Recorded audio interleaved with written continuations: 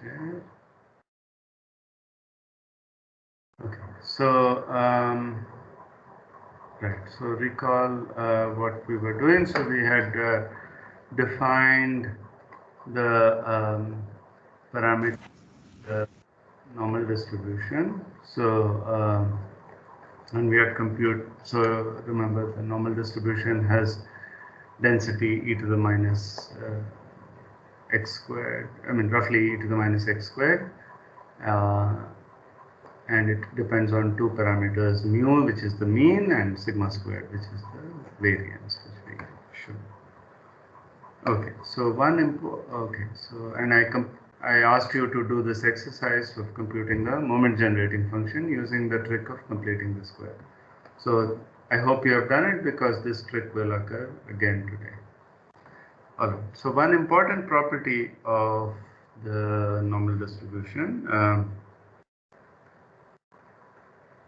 is the following proposition. So suppose x is a normal random variable with mean mu and variance sigma squared, and y is a function of x given by a plus bx, where a and b are real numbers. Then y is itself normally distributed with mean a plus b mu and variance b squared sigma squared. Okay, so scaling a random variable and or a linear transformation of a random variable of a normal random variable is another normal. This is of course not true generically. Okay, so how do you prove this? So fy, so let's compute the distribution function, the CDF of y. Fy of y is the probability that y is less than or equal to y by definition, and this is the probability that a plus bx is less than or equal to y by substituting over there, and so this is the probability that x is less than or equal to y minus a by b. Right? So therefore, the density of y is the derivative, fy prime of y is the derivative with respect to y, is 1 by b fx of y minus a by b. Right? And so, but we know what this is. This is the density of the normal random variable with mean mu and variance sigma squared, and so that's 1 by square root of this b comes from over here, sigma root 2 pi e to the minus this quantity, so which is y minus a by b minus mu whole squared by sigma squared, right? And I can write this as 1 by sigma b square root of 2 pi e to the minus y minus a minus b mu whole squared divided by sigma squared, which is of the same form as the normal density. Remember, this is the normal density. So, b squared. So here I have b sigma, which matches this, and here I have there's a 2, sorry, and that matches the b squared sigma squared over here, and this is the. Okay, everybody is okay with this?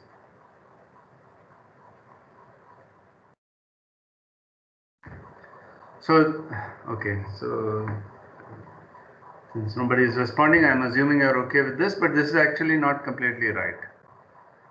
Because remember, I said a and b are any real numbers.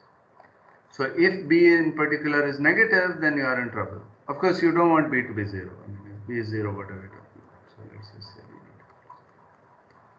So, I mean, if b is 0, then you have all these problems. But if b is negative, this is a problem, because the density should be positive, and this guy is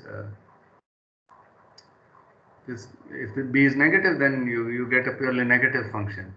so which makes no sense. So this argument works for B positive. So why does this argument not work if B is negative?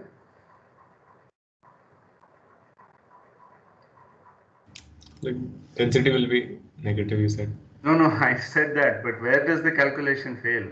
Something fails, no? Where have I assumed that B is positive?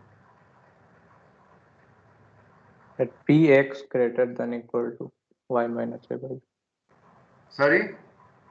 So that less Dividing. than equal to sign will be, we can't divide by b and not change the sign. That's right. So the argument fails here, because if B is negative, then so here I should move this over here. So if B is okay, so I leave it for you as an exercise to show that you get the same formula with a minus over here if B is negative. So for all B not equal to 0, of course, show that Fy of y is 1 by sigma mod B square root of 2 pi e to the minus y minus a minus b whole squared by 2b squared sigma squared. Here I don't have to put mod, which is the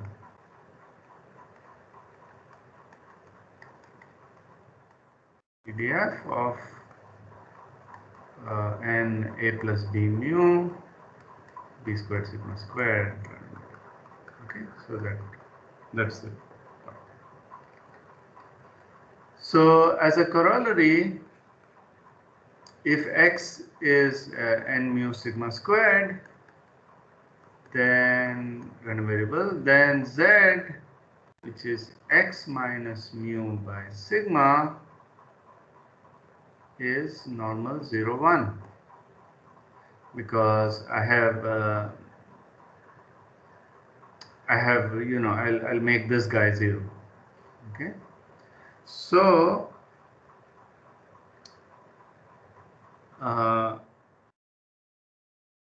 this is called, so notation,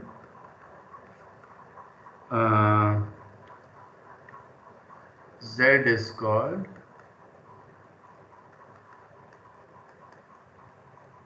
a standard normal.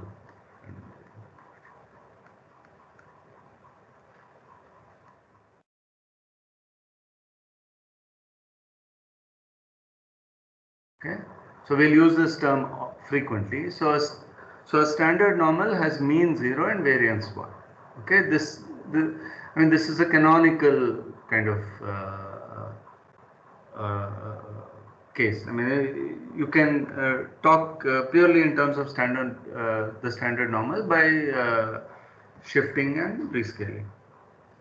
So I define this is in quotes, I think. This is not a standard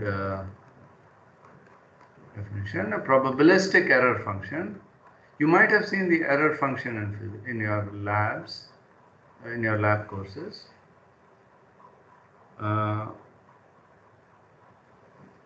Phi of x, capital Phi of x. This is 1 by square root 2 pi integral minus infinity to x e to the minus y squared by 2 dv. Okay, which is the CDF.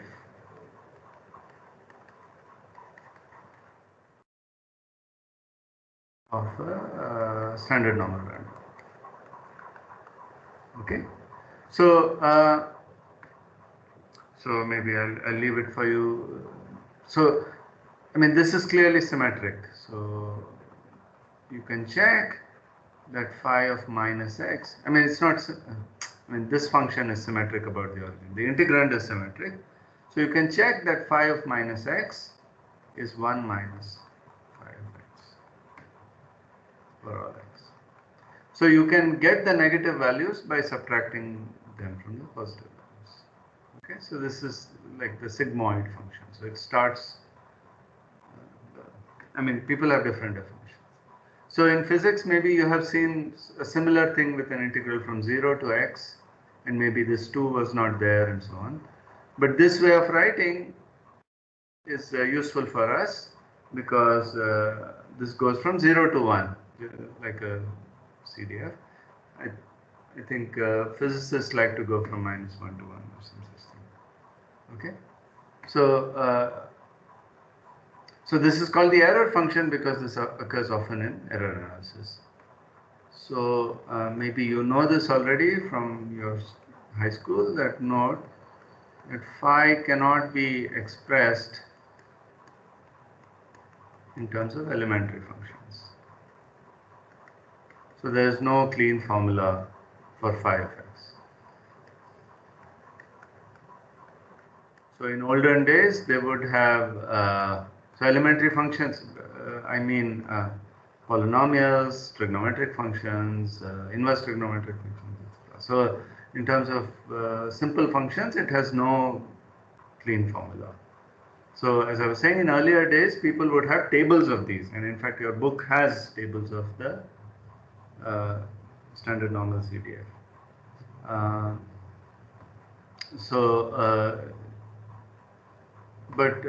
Yeah, so you should note that this dies very quickly. So, you know, so this you might have heard the Six Sigma paradigm in industries. I mean, that just corresponds to 6.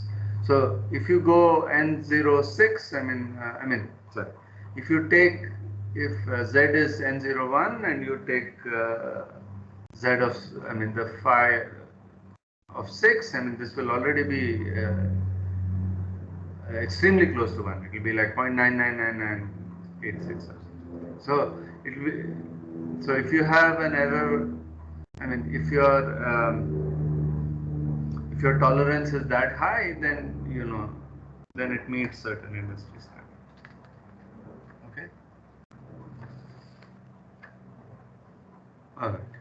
So the point of this proposition is that everything can be expressed in terms of any normal random variable. The CDF can be expressed in terms of the CDF of, in terms of this function phi. So thus, if x is normal mu sigma squared, its CDF is phi of x minus mu by sigma. Okay, so you can talk purely in those terms. Yes, is there a question?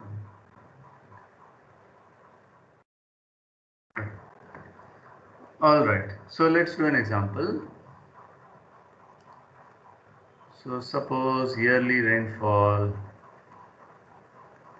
As I said, many statistical, many pieces of data are naturally normally distributed. So two very good approximations. So let's say yearly rainfall in a city is normal with mean 12 centimeters and standard deviation 3 centimeters. Okay. The advantage of using standard deviation is it has the same units as the mean. The variance has the square of the units, as you might have noticed from the previous quiz. So you have to be careful when using variance with units. But the fact that we use sigma squared is to remind you that that's the case. So find the probability that total rainfall in the next 2 years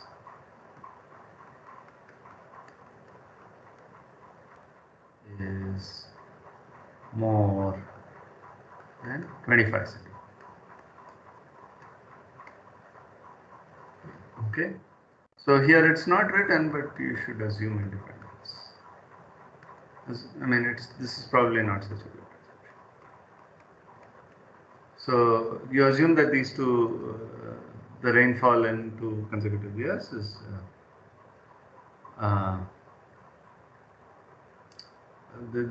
these two amounts are independent.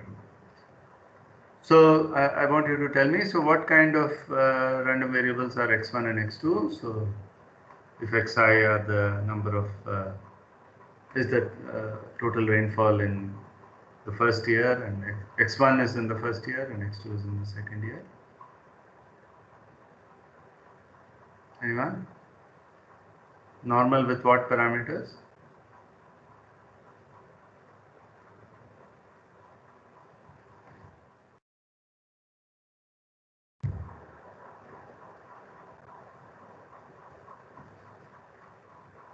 So, okay.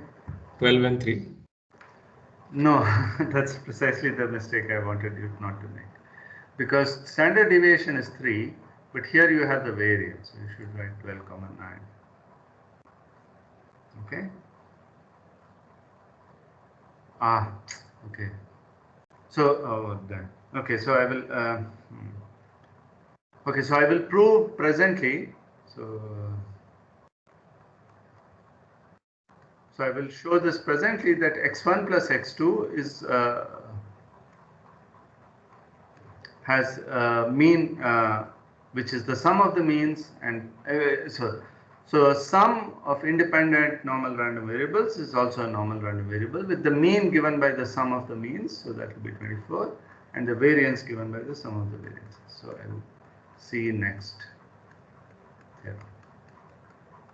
Sorry, I should have done this first theorem, but assuming this next theorem, you have this result.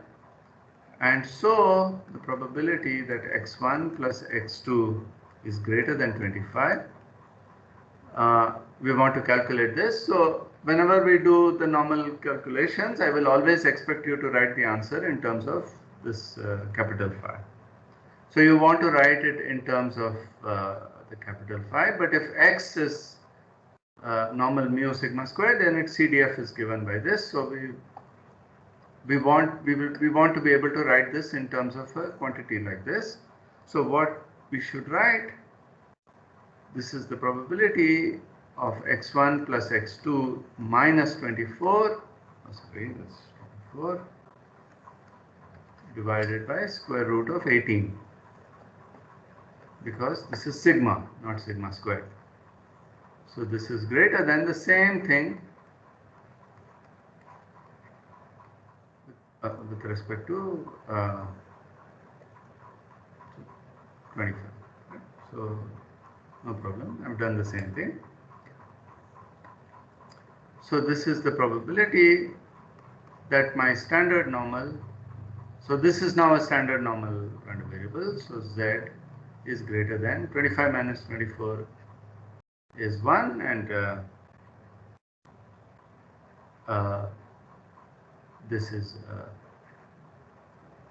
square root, okay, square root of 18 I can write as 3. Okay, so where z is NZ, which is now equal to, this is the probability, so this is 1 minus phi of 1 by 3 root 2, and as I said in the previous exercise, this is phi of minus 1. So basically what I'm asking you to evaluate is this. Okay, so whatever it is, I don't care. Okay, so is the calculation clear in this exercise?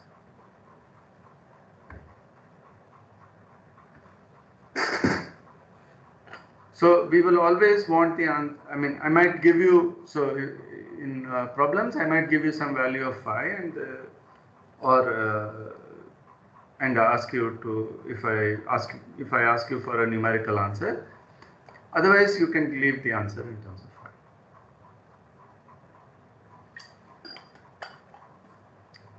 phi. Okay, so let me prove this next theorem.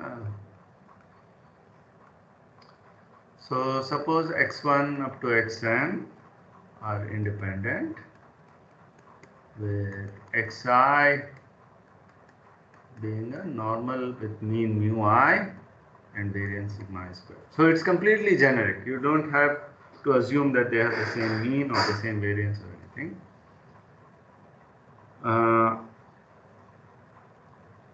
Then x1 plus up to xn is normal with mean mu1 plus up to mu n and variance sigma 1 squared plus up to sigma n squared.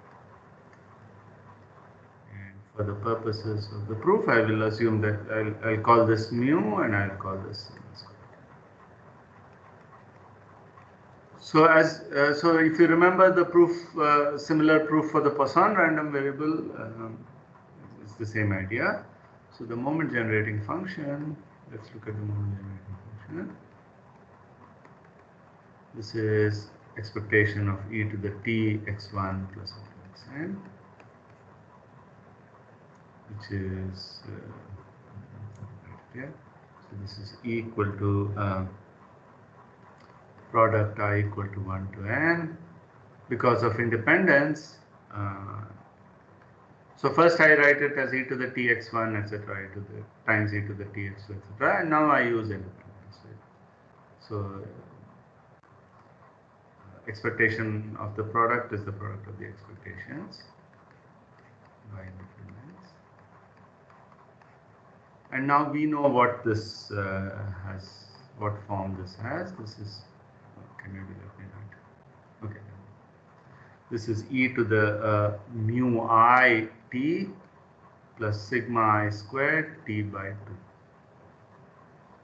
Okay. And so now you can, so this is now equal to, so you take the terms, sorry, t squared. So you take the terms proportional to t, so you have mu1 plus up to mu1. And you take the term proportional to t squared, so you have sigma 1 squared by 2 plus up to sigma 1 squared by 2. And this is precisely e to the t mu plus e t squared sigma squared by 2. Okay. Which is what we wanted to show. And that's what I used here. So sorry, the causal order has been flipped, but I have told you to look at things. Okay.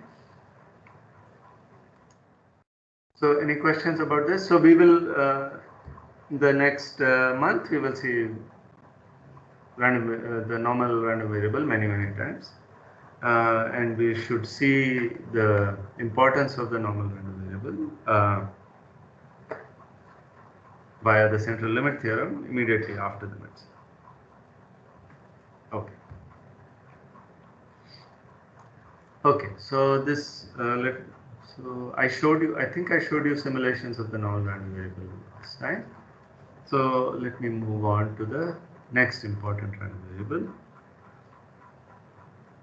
So let me just define it first, and then I'll motivate it. So continuous random variable whose density is given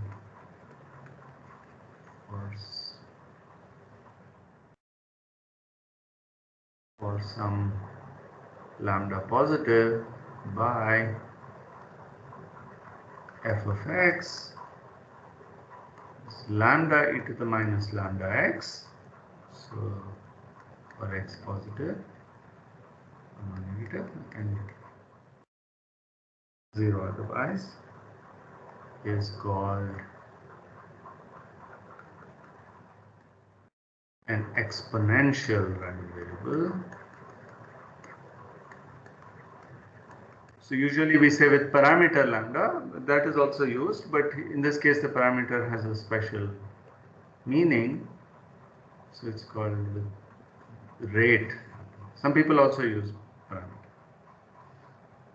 And is denoted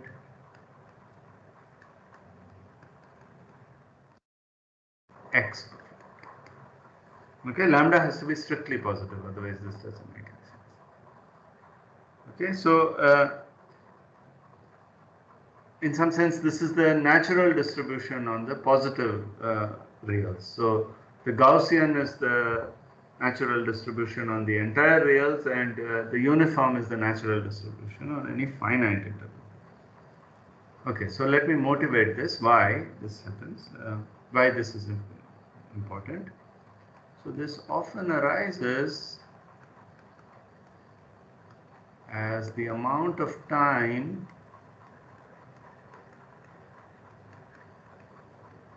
until an event occurs. So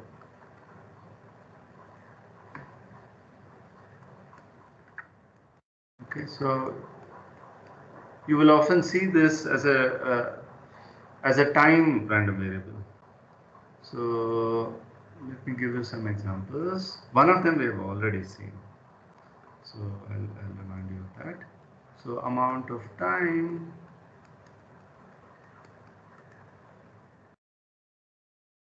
until, let's say, you receive a phone call.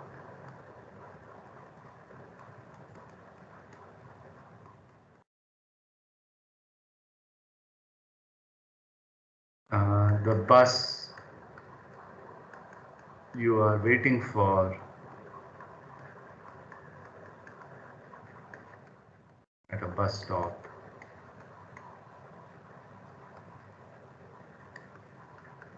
arrives. And the last example I want to give is something that we have already seen. So in that time I promised to show you the origin of that. Is the radioactive particle decays. So let me go back to that lecture. So if you remember, we talked about the half-life of a radioactive particle, and at that time I said the following probabilistic interpretation: each nucleus has a random variable L, which we call the lifetime. This is again a time, and so I said one can show that this L has CDF this, and if you stare at this, okay, I haven't told you the CDF. Okay, so I will tell you what the CDF is. So CDF is nothing but the integration of this. So the CDF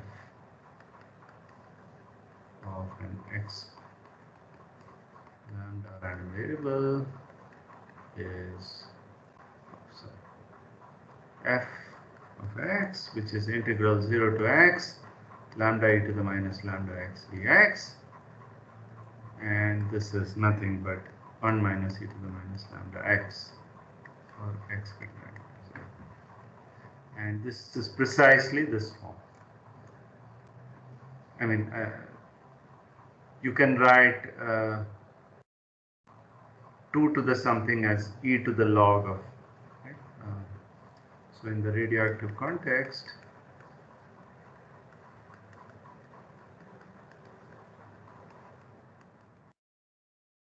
one minus what was it? 2 to the minus t by h is what? So you can write anything as e to the log of that thing. So this is e to the log of 2 to the minus t by h, which is 1 minus e to the minus t by h log 2. And so there we were talking in terms of time. So lambda is log 2 by h, which is the half-life. And you might remember a formula like this that you were made to memorize while doing problems in probability and problems in radioactivity, and you also were probably made to memorize that log 2 is roughly 0.693. So this is the connection. So why? So when I said one can show that, why is that? Again, one can show that making some assumptions. Okay, so before that, maybe I will I will compute the mean variance in the CDF. So let's mean variance in the moment generating function. So let's directly compute the moment generating function because that's kind of easy. So the moment generating function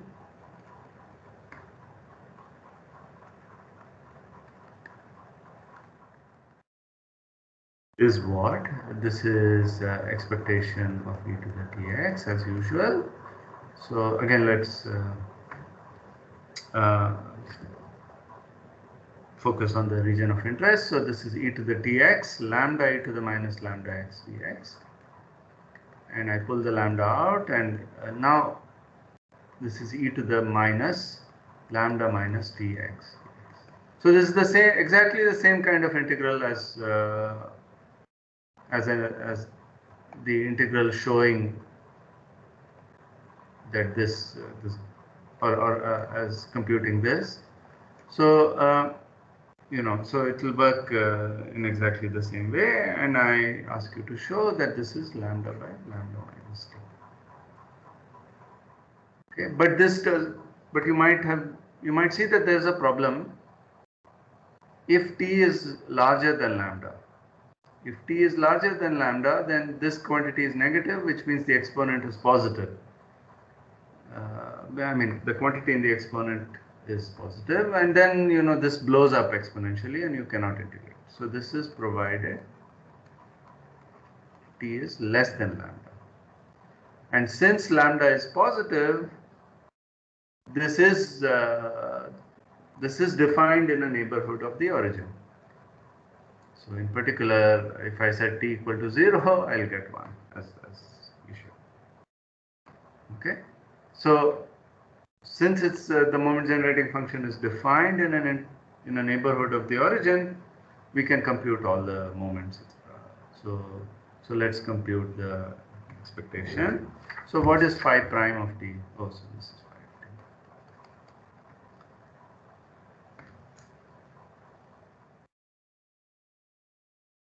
So phi prime of t is what? You just take the derivative of this. I mean, this you know how to differentiate. This is just lambda by lambda minus t whole squared. You'll get a negative sign, but this negative will compensate for that. So that means expectation of x, which is phi prime of 0, is lambda by lambda squared. So that's 1 by lambda. That's an x. And let's also compute the variance. So phi double prime of t, again you can take this derivative. So this is 2 lambda by lambda minus t cubed. And so expectation of x squared, which is phi double prime of 0, is 2 lambda by lambda cubed, which is 2 by lambda squared.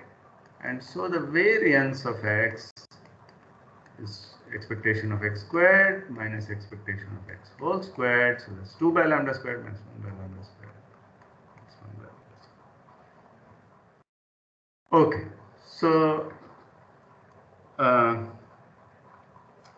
let me tell you the most important property of the exponential random variable, which makes it very important. So the exponential random variable is the unique continuous random variable satisfying what is called the memoryless property. This is an extremely important property, and it helps you solve lots of problems and understand lots of phenomena. Namely, this is a conditional event. So the probability of x greater than s plus t given x greater than t is the probability of x greater than s for all s and t positive. So what this says is that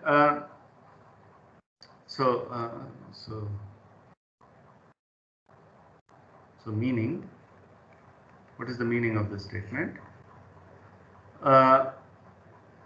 So suppose x is the time spent waiting for an event.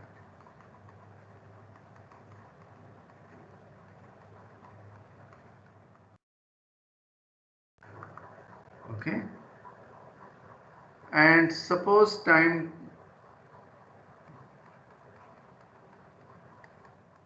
little t has elapsed.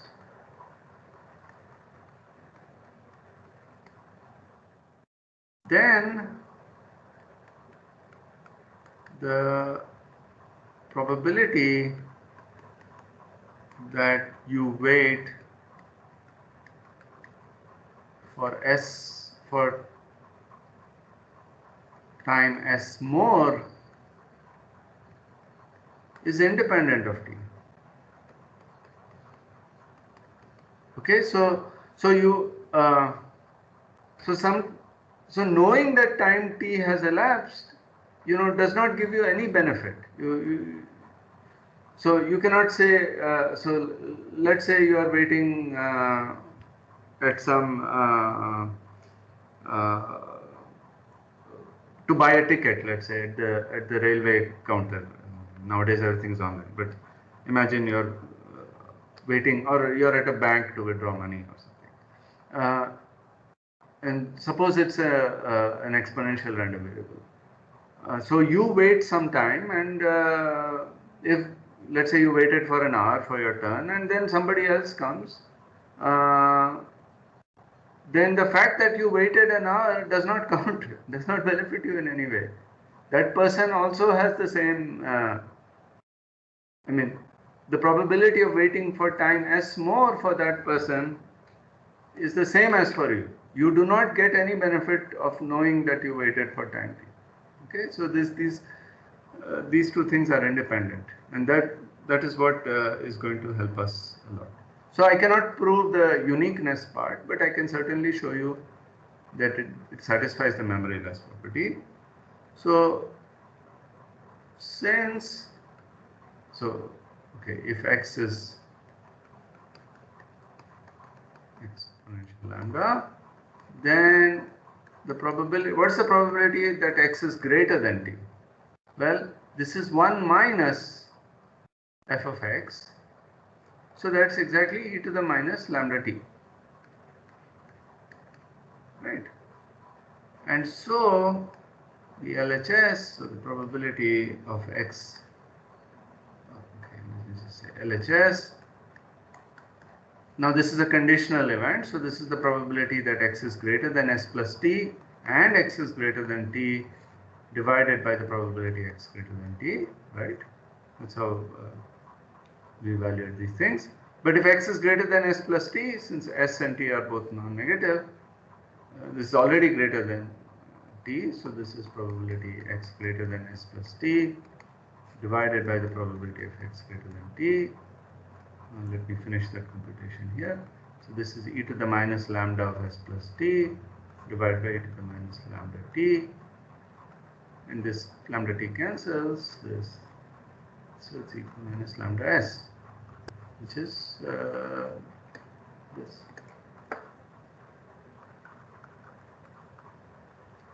Okay, so one way proof, the easier part. Okay, it's just that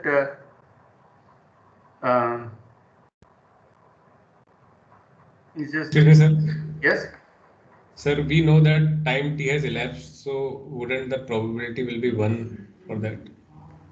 No, but I'm asking for the probability of waiting s more time. So like. So you have waited t times. You have waited not t time, t amount of time. So what's the probability that you have to wait s plus t amount of time? Sir, okay.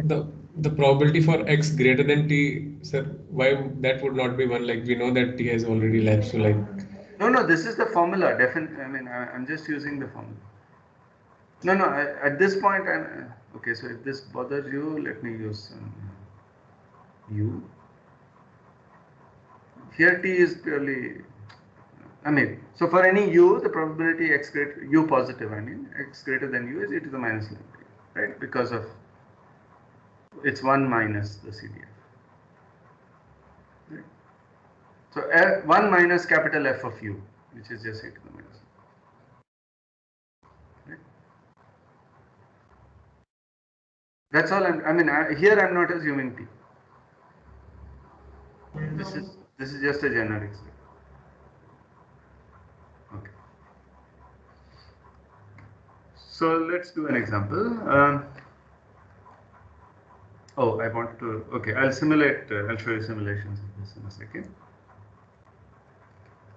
And so the next example, okay, so radioactivity, this is the assumption then. Okay, so that,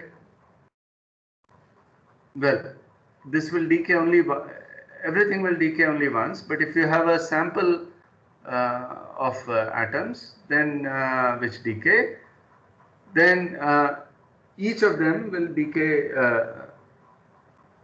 like so. So okay, what do I want to say? So if so knowing that 1,000 of them have decayed does not tell you when the 1,001st is going to decay. It's as if you are waiting for the first one. Okay, it's like, okay. So here is an example. So suppose the number of kilometers a car runs on its original battery is 1 lakh kilometers. Is a random variable with expectation 1 lakh kilometers, which is 10 to the 5 kilometers. Okay. Now suppose you want to make a road trip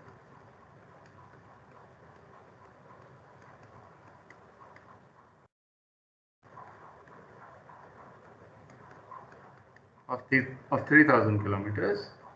This is roughly the distance from east to west India. Let's say from the westernmost point of Gujarat to the easternmost point of Meghalaya or something. Find the probability that you can do this without replacing the battery.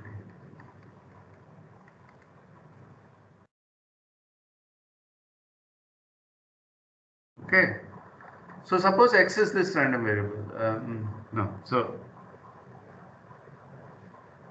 So suppose x is this. So let x be the above random variable. Okay. Now you want to find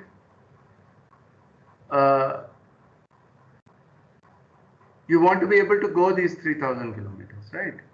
So you want to say, so you have already traveled certain amount, and I have not given you that in the question, right? So I'm not telling you that it's a brand new car. I'm saying that you want to make this road trip, you have already used the car for a little time. Okay? So I'm saying that without knowing, so this cannot be solved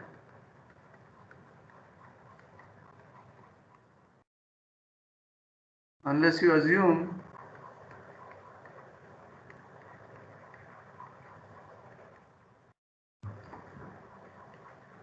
x is an exponential random variable. And what is the lambda for this random variable? For this exponential? Well, remember that the mean is 1 by lambda. Okay, so the parameter is 1 by 10 to the minus 5, or 10 to the 5, which is 10 to the minus 5. Okay, so in this, so if so,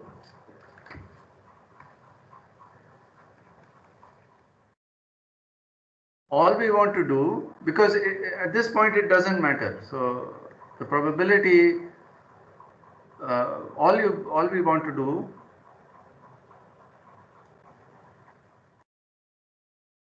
or we need to calculate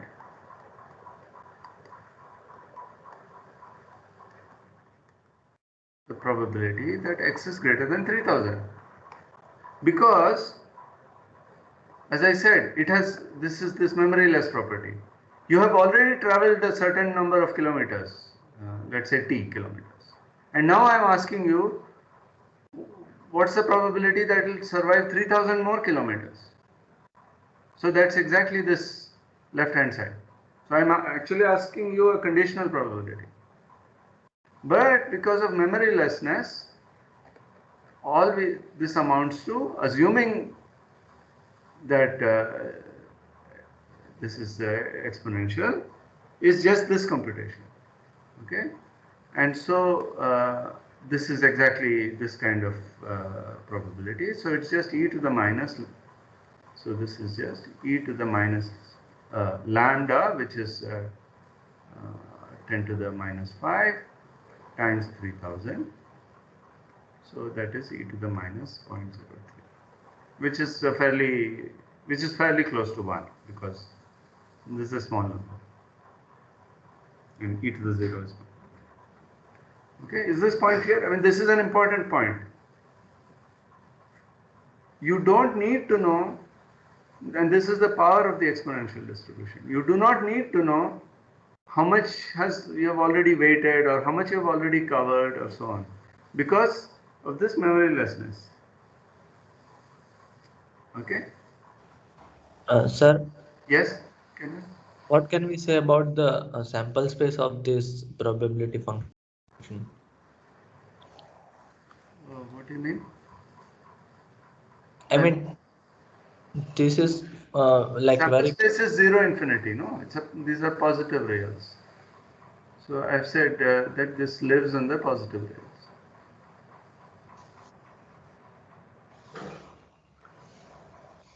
Sir, like this is very counterintuitive, right? If we are very close to exhausting the battery, then also it says that you have the same probability that you will No, still no, go no, 1000. this you don't think of. I mean, you think of random failures. You don't think that. I mean, it's batteries. You keep recharging. No, it's not like a gallon of petrol. It's not like something is emptying. The battery keeps getting used up and it will keep getting replenished. But it will fail for random reasons, and it will fail at random points.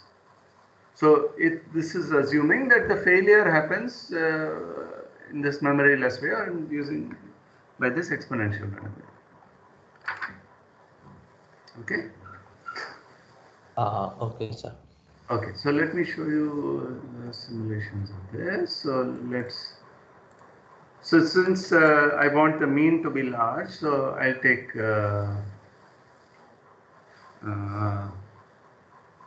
lambda to be 0.5, so that the mean is 5. So that's the simulation. Oh, sorry. 0.5 is half, so the mean is 1 by half, which is 2. And the variance should be lambda squared. Remember, this 1 by lambda squared, and lambda is 0.5. So it's the square of the mean, in other words. So 4, which makes sense. And this is how the PDF looks like. So it matches fairly well. I mean, it dies down exponentially, and somewhere around 2 is where the mean is for this. Okay, I want to show you one pathological random variable, which I have mentioned before. This is the Cauchy distribution. So the Cauchy random variable. I'm not telling you the most general Cauchy random variable. It has other parameters, but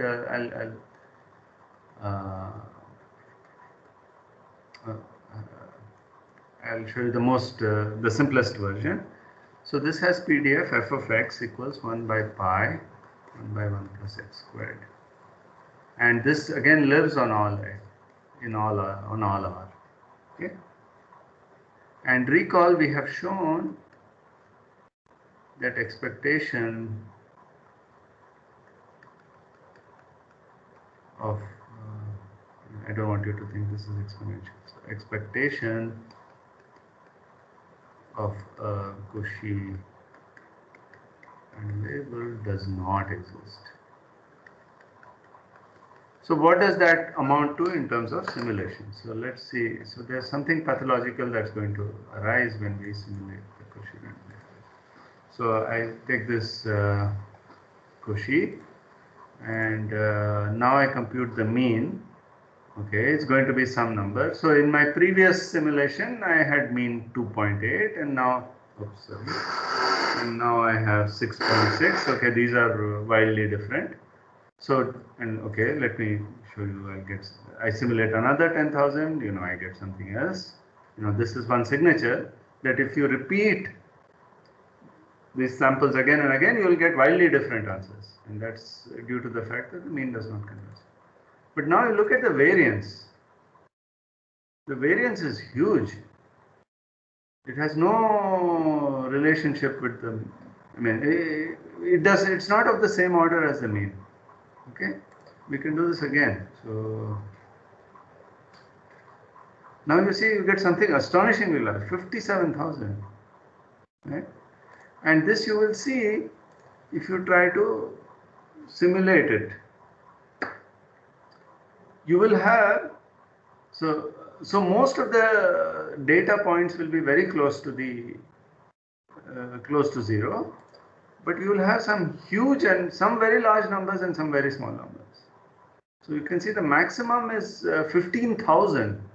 So this has gone way beyond where we see this, and this is why the plot is looking so funny. I mean, so if you like, I can even do minus 20 to 20. And it will still not, it will still go beyond because there is this data point which is living far away and far away on this side. Okay. And similarly, if you take the largest and the smallest, there will be some very huge numbers and then so there will be outliers and these will be massive. And that is because this guy decays to zero very slowly. Okay, it decays fast enough so that you can integrate it to, and the integral is 1. But it will not. It has what are called very heavy tails. So these are called the tails of the distribution, and the tails are fat tails or heavy tails. Okay, and this is what is the root cause of the problem. So the mean won't exist. The variance won't exist. I mean, none of the moments will exist. And each time you take samples, you will get wildly different data points. Okay, this is a signature of such distributions. So most of what we will say will not be applicable to distributions like this. And it's a pathological distribution, but it's good to know that such things exist. Excuse me, sir. Yes. So like if this distribution doesn't have like any importance, so like what is the utility No, of it has importance. I did not say it did not have importance. It is, no. So maybe I oversold this. It is important and it is in a class of distributions whose behavior is different from the central limit behavior that we see. So if you, I mean, okay. Okay, so remind me, and if I forget, I will say more about this when we talk about the central limit. But it is an important distribution. Okay, I know I'm running out of time and I'm sorry, but let me finish chapter 5 today, and I will talk about one more distribution. So there are some distributions related to the normal distribution that will be important in statistics, and this is the next one is the most important. You might have even heard the name in your experimental courses. So the chi-squared random variable with n degrees of freedom,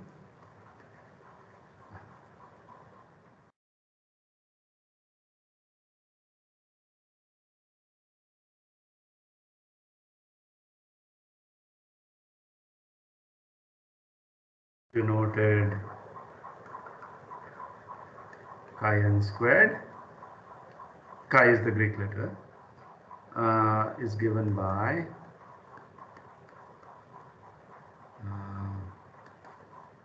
x equals z1 squared plus up to zn squared, where zi's are IID standard normals. So this is a sum of squares of standard normals. So the moment generating function. So let's just compute of expectation of a single for n equals 1. So this is just e to the tz squared. This is 1 by square root of 2 pi integral e to the tx squared e to the minus x squared by 2 dx, and using some change of variables, you can show that this is square root of 1 minus 2t when t is less than half. Okay, and so the moment generating function of a chi n squared random variable is expectation of, because they are independent, it's just the product of this. So e to the tx is just a product of these. So it has a very nice formula, 1 minus 2t to the minus n by 2. Okay, and I leave it for you to compute the mean and the variance. So the expectation is going to be n by taking the derivative of this. So this is 5t, and the variance of x is going to be 2. And let me show you now with a simple example why this is important. So suppose the error in measuring the coordinates of a point in 3D space are IID normal 0, 2 random variables. Okay, then find the probability that the distance between the actual and measured value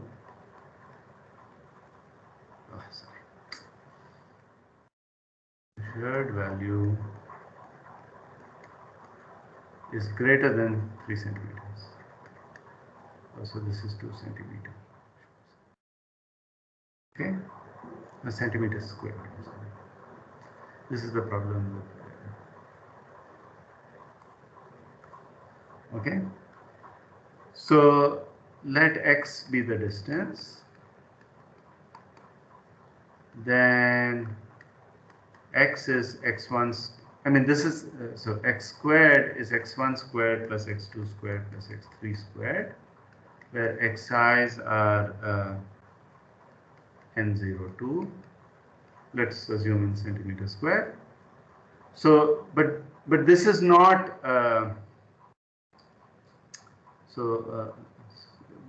remember that the chi-squared random variable is a sum of squares of standard normals. So Zi, because the mean is the same, so I just have to take divide by the variance. So Zi is xi by root 2. IID standard normals. Okay. So thus, what's the probability that x is greater than 3? This is nothing but the probability that x squared is greater than 9. And this is the probability that this sum is greater than 9, but I want to talk in terms of zi squared. So x1 squared, sorry, x1 squared is, sorry, this should be equal to, so z1 squared by 2 plus z2 squared by 2 plus z3 squared by 2 is greater than 9.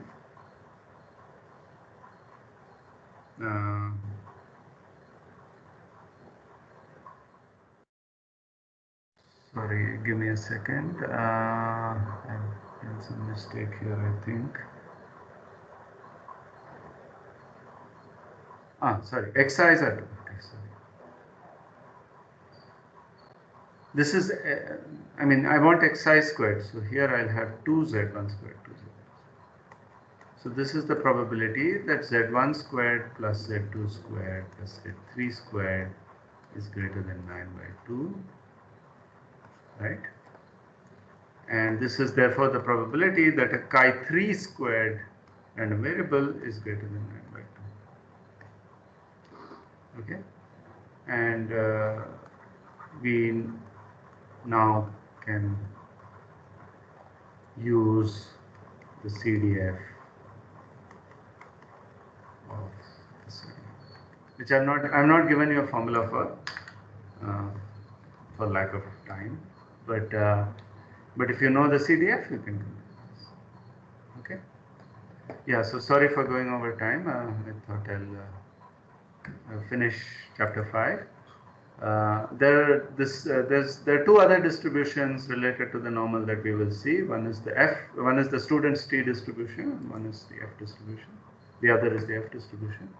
We'll talk about it when the context appears. Okay, so let me stop it.